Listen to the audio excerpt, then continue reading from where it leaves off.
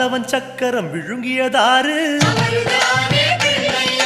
மயக்கம் நீக்கும் மருத்துவன் யாரு வாமதேவனாய் வருவது யாரு காமக்ரோதங்களை வெல்வது யாரு புஷ்டி நிறைந்த பிள்ளையும் யாரு புத்தியில் வந்து உறைவது யாரு திருமறை காட்டிய பிள்ளையும் யாரு அவரும் வாழ்வது எங்கே கூறு